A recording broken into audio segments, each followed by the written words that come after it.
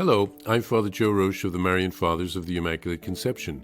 Thank you for joining us as we continue with our year-long journey, reading the diary of St. Maria Faustina Kowalska from beginning to end. Today we have a letter from St. Faustina to her friend Sister Justina from June of 1934.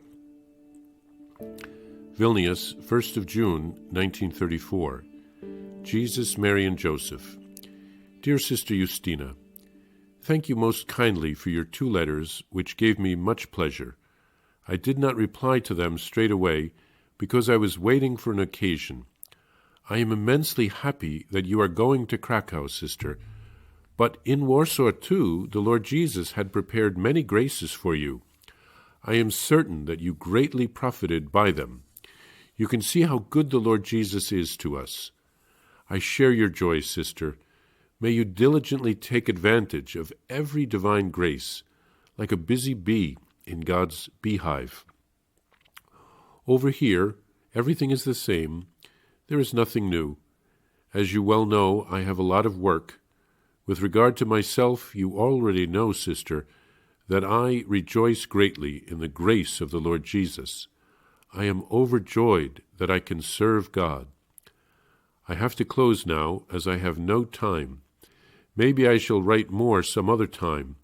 With my best wishes, sister, the other sisters send their kind regards to you as well. Please remember me in your prayers, sister, and kindly pray for a particular intention.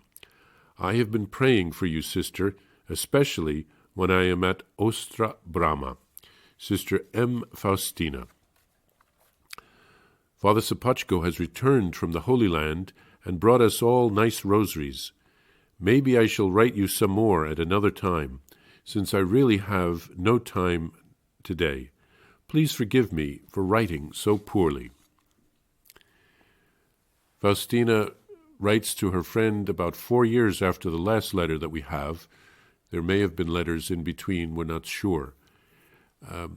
She mentions nothing of the apparitions that she is receiving. It's also interesting to see, she says, over here, everything is the same. There is nothing new. If her friend only knew all the extraordinary things that were happening to St. Faustina. Faustina also asks her to pray for a particular intention. Possibly that has to do with the apparitions and the call for the new congregation. Faustina thanks her for the 2 letters that she had received from Justina. They brought her great pleasure, but she waited until there was an appropriate opportunity to reply. This letter is sent after Faustina receives the news that Justina is going to Krakow. This is probably to prepare for her final vows, which she'll make about 4 months later, in October of 1934. The practice was to make a kind of an abbreviated second novitiate as a preparation for the final vows. Apparently, Justina was being transferred from Warsaw. Faustina writes that Jesus had prepared many graces for Justina in Warsaw, and Faustina is sure that Justina took full advantage of every opportunity to grow spiritually. She writes this because she knows her friend, and so she knows that, as a good religious, Sister Justina has taken advantage of every grace the Lord has given her as an opportunity to grow. And even if she hasn't, by writing in this way, Faustina is encouraging her friend to an even greater faithfulness to God. She writes in a friendly way, but embedded in her thoughts are good teaching on how to grow spiritually. Faustina still takes her role as Justina's angel, which she was at the beginning of Justina's religious life, seriously. She serves as a kind of a spiritual godmother to Justina. Faustina is in Vilnius at this point. Justina apparently knew what kind of work Faustina was doing in Vilnius.